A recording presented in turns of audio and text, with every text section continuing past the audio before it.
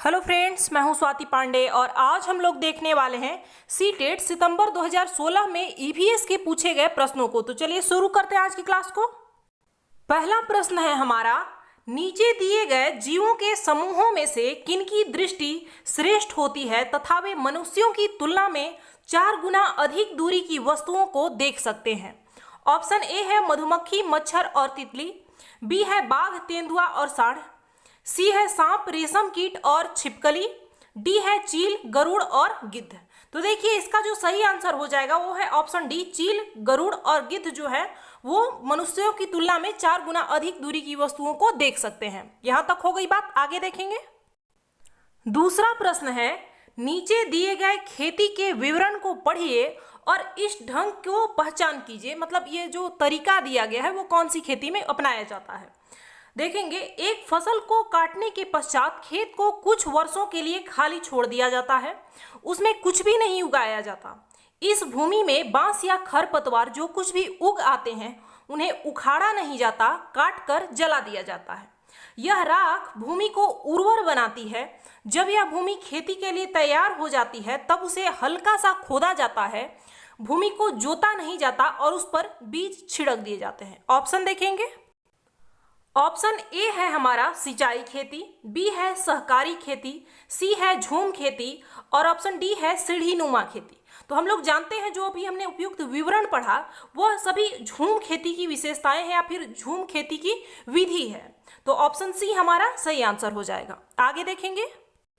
तीसरा प्रश्न है हमारा, जब कोई सपेरा अपने वाद्य यंत्र बीन को बजाता है तो सांप उसकी ध्वनि पर अपने सिर को इधर उधर घुमाता है। आपके विचार से सांप वाद्य यंत्र के प्रति अनुक्रिया कैसे कर रहा है। ऑप्शन ए है उस वाद्य यंत्र की गति को देखकर, बी है उस वाद्य यंत्र द्वारा उत्पन्न कंपनों के प्रति अनुक्रिया करके, सी है उस वाद्य यंत्र को सूंघकर और डी है उस वाद्य यंत्र की ध्वनि को सुनकर।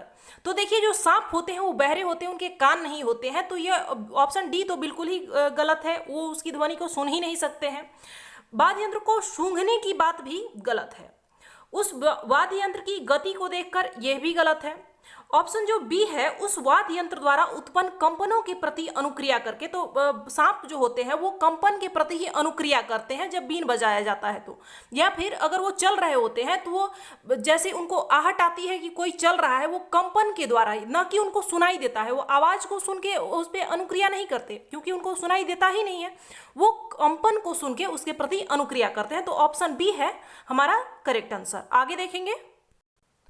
अगला प्रश्न है, मानवों के पेट में आमाशय रस की प्रकृति, आगे खाली स्थान है, होती है और वह भोजन के पाचन में सहायता करता है। कौन सा इसकी जो आमाशय रस की प्रकृति क्या होती है, वो क्षारीय होता है, अम्लीय होता है, उभयधर्मी होता है या फिर उदासीन होता है। तो देखिए हमने पढ़ा था कि आमाशय रस की जो प्रकृति होती है वो अम्लीय होती है, तो ऑप्शन डी इसका सही आंसर हो जाएगा। आगे देखेंगे। अगला प्रश्न है, निम्नलिखित में से कौन से राज्य जम्मू और कश्मीर के पड़ोसी राज्य हैं। ऑप्शन ए है उत्तराखंड और राजस्थान, बी है हिमाचल प्रदेश और उत्तराखंड, सी है हिमाचल प्रदेश और पंजाब, डी है हिमाचल प्रदेश और उत्तर प्रदेश। देखिए इसको समझने के लिए हम लोग मैप की सहायता लेंगे। देखिए ये हमारा जम्मू कश्मीर है और इसका जो नजदीकी जो राज्य दिख रहा है हमें वो है पंजाब और हिमाचल प्रदेश। तो इस तरीके से ऑप्शन सी जो है वो हमारा करेक्ट आंसर हो जाएगा। हिमाचल प्रदेश और पंजाब जो है वो जम्मू कश्मीर के पड़ोसी राज्य हैं। यहां तक हो गई बात। आगे देखेंगे। देखिए इस तरीके से अगर हम लोग जो भी सीटेट में पूर्व में प्रश्न पूछे गए हैं अगर उसको हम लोग देख लेंगे और उसका आंसर सही सही कर लेते हैं तो इसका अर्थ है कि हम लोग सीटेट 2022 के लिए पूरी तरह से तैयार हैं।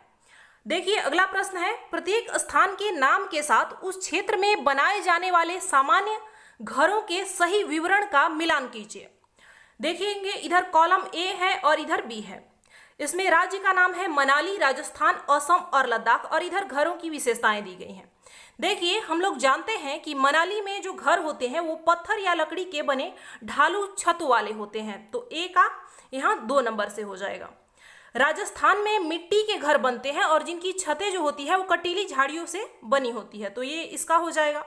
असम में जो घर हैं वो बांस के खंभों के ऊपर बने होते हैं, तो सी का ऑप्शन सी का 1 हो जाएगा। लद्दाख में क्या होता है, लद्दाख में पत्थर के बने हुए घर होते हैं जिनके की फर्श और छत जो होती है वो लकड़ी की बनी होती है। तो हम इस तरीके से देख रहे हैं कि यहाँ पे हमारा ये वाला ऑप्शन घ करेक्ट आंसर हो जाएगा। आगे देखेंगे, अगला प्रश्न है हमारा, पशुओं की त्वचा पर विविध पैटर्न यानी डिजाइन किसकी वजह से होते हैं। ऑप्शन ए है उनकी त्वचा पर बालों के कारण होते हैं, बी है उस जलवायु के कारण होते हैं जिसमें वे रहते हैं, सी है उनकी शारीरिक शक्ति को इंगित करता है, और डी है प्रवर्तित प्रकाश के कारण होते हैं। तो देखिए ये दोनों ऑप्शन तो सीधे सीधे गलत हो गए। बी, और इस क्वेश्चन में बहुत सारे लोग गलत करके आ गए थे, उन्होंने इसका आंसर बी लगाया था। देखिए ये इसका नहीं होगा, क्यों? क्योंकि पशुओं के जो शरीर पर बाल आते हैं, उनकी त्वचा पे जो रोम होते हैं वो उनकी जलवायु के कारण होते हैं। अगर जहाँ ज़्यादा ठंडी होती है वहाँ के पशुओं को देखेंगे, वहाँ के जीव जंतुओं को देखेंगे, उनके शरीर पर बाल ज़्यादा होते हैं ताकि उनके अंदर की गर्मी बची रहे। लेकिन यहाँ पे पूछा जा रहा है बाल किस वजह से आते हैं, ये नहीं पूछा जा रहा है। यहाँ पे पूछा जा रहा है कि उनकी त्वचा पर जो विविध पैटर्न होते हैं, डिजाइन होते हैं, वो किसकी वजह से दिखाई देते हैं हमें, तो वो है उनकी त्वचा पर बालों के कारण।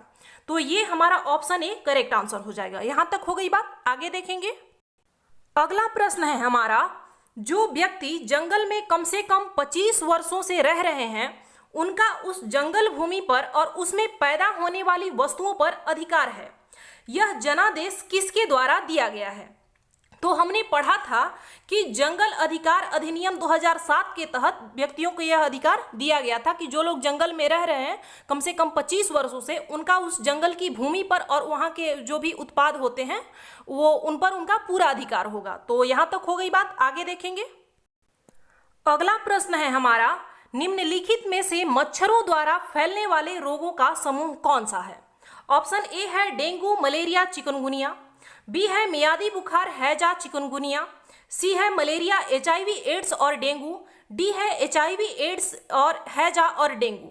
देखिए एचआईवी एड्स मच्छरों के द्वारा नहीं होता, तो ये दोनों ऑप्शन बाहर हो गए। हैजा भी मच्छरों के द्वारा नहीं होता, तो इस तरीके से हमारे पास बच गया ऑप्शन ए, डेंगू, मलेरिया और चिकनगुनिया जो है वो मच्छरों के द्वारा फैलता है। यहां तक हो गई बात। आगे देखेंगे, अगला प्रश्न है हमारा, घटपर्णी पौधा यानी निफेंथिस के बारे में कौन सा कथन सत्य है? देखिए ऑप्शन ए है कीड़े मकोड़ों को आकर्षित करने के लिए उच्च तारत्व की ध्वनियां निकालता है। देखिए ऐसा कुछ भी नहीं है। घटपर्णी पौधे के विषय में हमने ये नहीं पढ़ा था कि वो ध्वनि निकालता है। हाँ, उसमें से कुछ सुगंध वगैरह आती है जिसकी वजह से कीड़े मकोड़े उसकी ओर आकर्षित होते हैं, तो ये ऑप्शन हमारा गलत हो गया। बी है इसका मुंह छोटी छोटी कटियों से ढका होता है। ऐसा कुछ नहीं है, हमने पढ़ा था कि घटपर्णी का जो मुंह होता है वो पत्ते के ही ऐसे पत्ते से ही ढक्कन की तरह बना होता है और उसी से ढका हुआ होता है, तो यह भी गलत हो गया। आगे है भारत में नहीं पाया जाता, तो हमने पढ़ा है कि यह भारत में के मेघालय में पाया जाता है घटपर्णी पौधा, तो यह भी गलत हो गया। आगे है ऑप्शन डी, मेढकों, कीड़े मकोड़ों और चूहों को चालाकी से फंसाकर खा लेता है। तो देखिए हमने पढ़ा था कि घटपर्णी जो पौधा है वो मेढक को, छोटे छोटे कीड़े मकोड़े और यहाँ तक कि चूहों को भी आसानी से फंसाकर खा लेता है, तो ऑप्शन डी हमारा करेक्ट आंसर हो जाएगा। आगे देखेंगे, अगला प्रश्न है हमारा, नीचे दिए गए खाद्य पदार्थों के किस समूह में लौह तत्व प्रचुर मात्रा में होता है? ऑप्शन ए है बंद गोभी, भिंडी और गुड़, बी है आंवला, पालक और गुड़, सी है आंवला, पालक और आलू, और डी है आंवला, आलू और टमाटर। तो देखिए इसका जो करेक्ट आंसर हो जाएगा वो है आंवला, पालक और गुड़ यानी ऑप्शन बी। यहां तक हो गई बात। देखिए इन प्रश्नों में भी बहुत सारे प्रश्न ऐसे हैं जो कि लगभग हर वर्ष पूछे ही गए हैं, बार बार रिपीट होते आए हैं। अभी तक हमने जितने भी प्रश्नों को किया है उसमें यही नजर आता है। आगे देखेंगे, अगला प्रश्न है, हमारे देश के लगभग सभी भागों में मिर्च का उपयोग भोजन पकाने में किया जाता है। हमारे देश में मिर्च को लाने वाले व्यवसायी आए थे, कहां से आए थे? ऑप्शन ए है ऑस्ट्रेलिया, बी है उज्बेकिस्तान और सी है दक्षिण अमेरिका, डी है अफगानिस्तान से। तो देखिए हम लोग जानते हैं कि मिर्च को दक्षिण अमेरिका से के व्यवसायी यहाँ लाए थे, तो ऑप्शन सी हमारा करेक्ट आंसर हो जाएगा। आगे देखेंगे, अगला प्रश्न है, निम्नलिखित में से कौन सा पक्षी कैक्टस पौधे के कांटों के बीच अपना घोंसला बनाता है? ऑप्शन ए है फाख्ता, बी है शक्करखोरा, सी है गौरैया और डी है कलचिड़ी। तो देखिए इसका जो करेक्ट आंसर हो जाएगा वो है फाख्ता, ऑप्शन ए। ये फाख्ता जो पक्षी है वो कैक्टस पौधे के कांटों के बीच अपना घोंसला बनाता है। यहां तक हो गई बात, आगे देखेंगे। अगला और आज का अंतिम प्रश्न है, किसी पशु के विषय में दिए गए विवरण को पढ़िए और उस पशु को पहचानिए। यह भालू जैसा दिखता है लेकिन भालू नहीं है। यह दिन के लगभग 17 घंटे वृक्षों के शाखाओं से उल्टे लटक कर सोता है। यह जिस वृक्ष पर रहता है उसी वृक्ष की पत्तियों को खाता है। यह लगभग 40 वर्षों तक जीवित रहता है। यह पशु कौन सा है? ऑप्शन ए है स्लॉथ, बी है लंगूर, सी है चिंपांजी और डी है पांडा। तो देखिए इसका जो सही आंसर है वो है ऑप्शन ए स्लॉथ। यह जो ऊपर विवरण दिया गया है यह स्लॉथ की विशेषताएं हैं। तो आज के लिए बस इतना ही, मिलते हैं हम लोग अगली क्लास में। धन्यवाद।